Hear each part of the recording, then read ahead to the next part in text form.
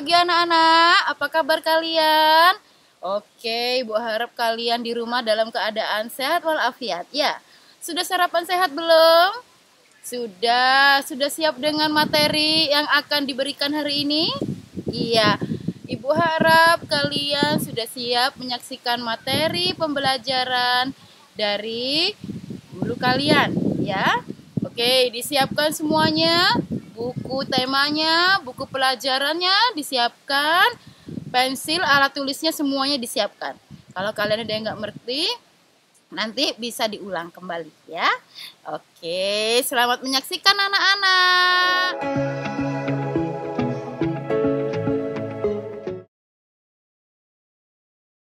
Sebelum kita mulai pelajaran, marilah kita berdoa sesuai agama dan kepercayaannya masing-masing. Berdoa dimulai. Berdoa selesai. Baik anak-anak, setelah kita berdoa, sebelum kita memulai pelajaran, kita tepuk BPK bersama-sama ya. 1, 2, 3. Tepuk PPK, religius, nasionalis, mandiri, gotong royong, integritas, Pelangi Jimbaran, berkarakter kuat. Oke, sekarang kita lanjutkan dengan salam PPK. Oke, kita mulai. 1, 2, 3. Salam PPK.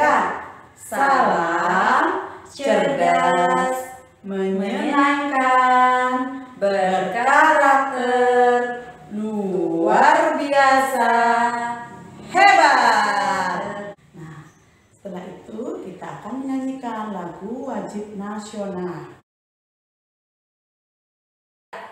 Berkibarlah benderaku, lambang suci gagah perwira, di seluruh pantai Indonesia, kau tetap pujaan bangsa.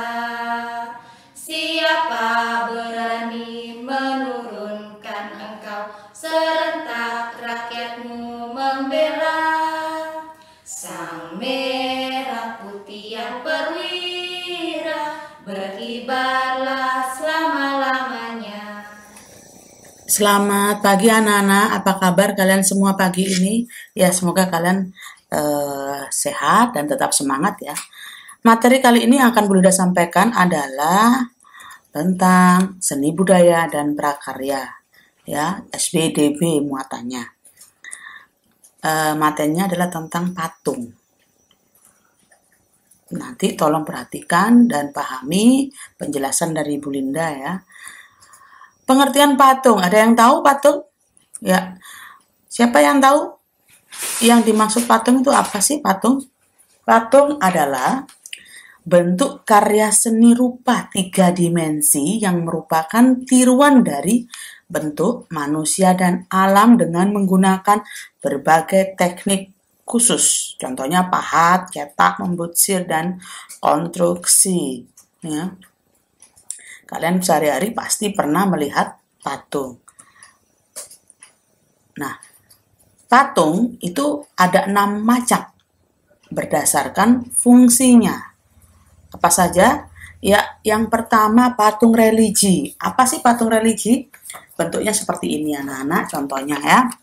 Patung religi itu untuk sarana beribadah dan bermakna religius bagi sebagian umat beragama. Jadi biasanya setiap umat beragama ada mempunyai patung untuk sarana beribadah mereka. Yang kedua, monumen. Nah, ini contohnya monumen. Monumen ini, patung monumen ini biasanya memperingati atau mengenang yang simbolnya ya, mengenang peristiwa dan kejadian yang bersejarah atau mengenang jasa seseorang pahlawan di masa lampau dengan didirikannya misalkan monumen perjuangan gitu ya. Yang ketiga adalah patung arsitektur. Apa itu arsitektur nih contohnya? Patung arsitektur itu menunjang konstruksi bangunan dan bernilai estetika yang tinggi dan penuh dengan keindahan ya. Biasanya di kastil-kastil atau gereja atau bangunan-bangunan gedung pemerintahan, biasanya di luar negeri itu banyak arsitektur ya, patung arsitektur. Yang berikutnya adalah patung dekorasi.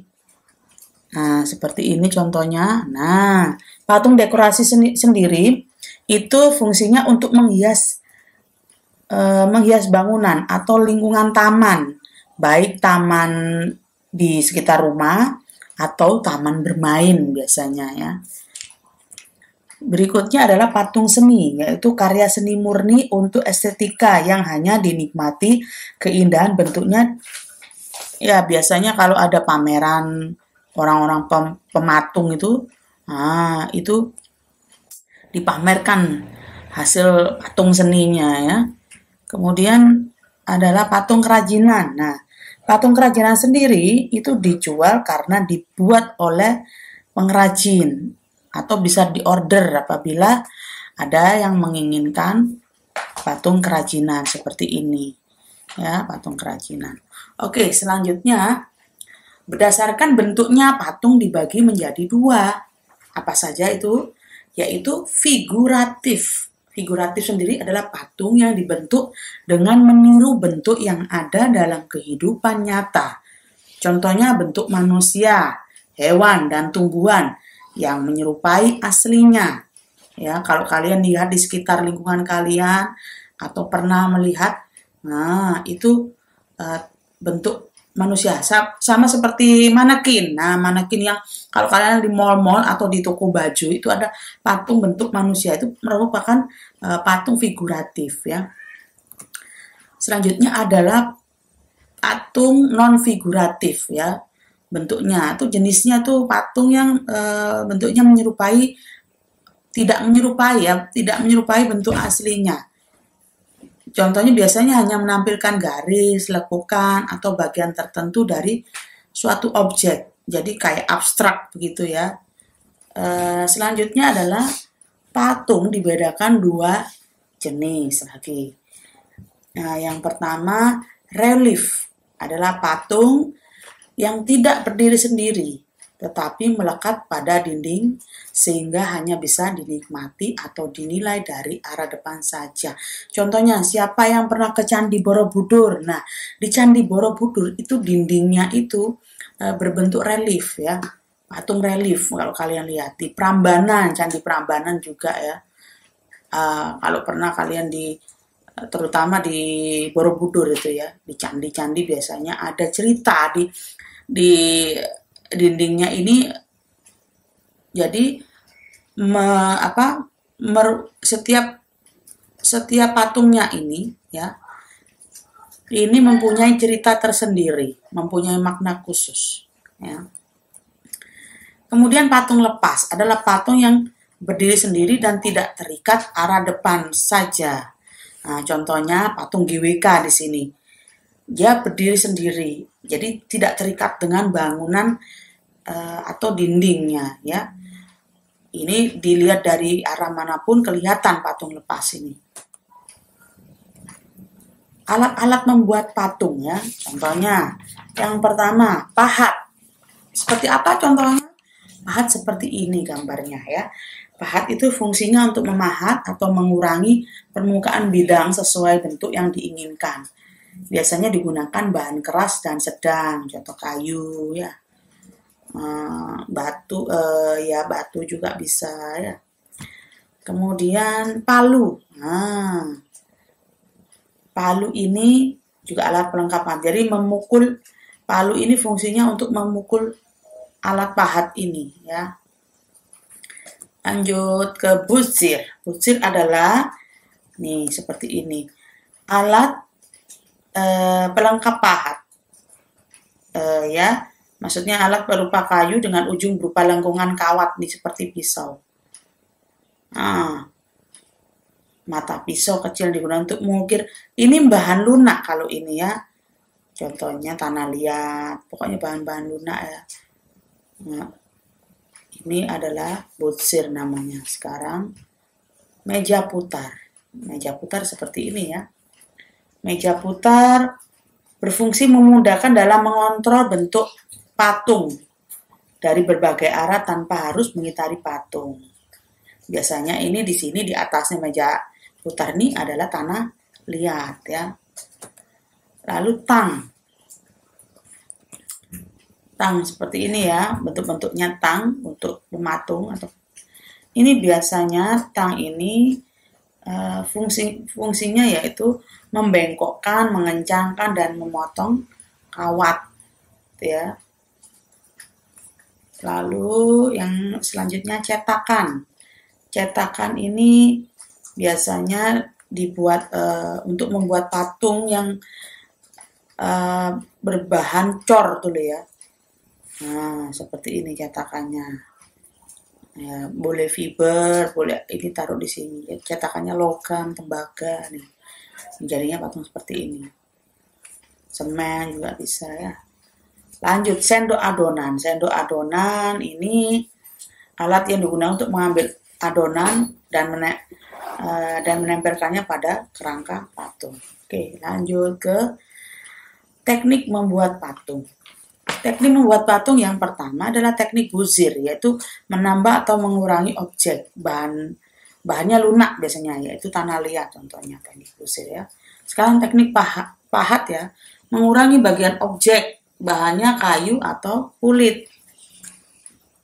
Ini seperti ini ya, kayunya dipahat. Lanjut ke teknik berikutnya, yaitu teknik merakit atau merangkai. Merangkai dengan berbagai bahan. Bahannya misalkan bambu, ini seperti ini. Ya. Atau kulit kayu juga bisa ya. Ini dirakit. Selanjutnya adalah teknik cetak atau cor, memasukkan bahan lunak atau sedang ke dalam cetakan atau cor. Bahan-bahannya apa? Semen, perunggu, tembaga, fiberglass, dan emas ya. Ini contohnya ya, ini dari tembaga. Teknik selanjutnya adalah teknik membentuk, yaitu membentuk patung ya secara bertahap sehingga tercipta patung yang diinginkan ya. Bahannya apa? Bahannya kayu, batu, logam. Ini contohnya seperti ini ya. Jadi dibentuk dia ya. Ini contohnya batu. Jadi dibentuk sehingga tercipta patung yang diinginkan. Selanjutnya adalah teknik konstruksi, yaitu merangkai atau menyambung bahan logam, besi dengan menggunakan las, bahannya logam, besi, dan lain-lain. Ini contoh seperti ini.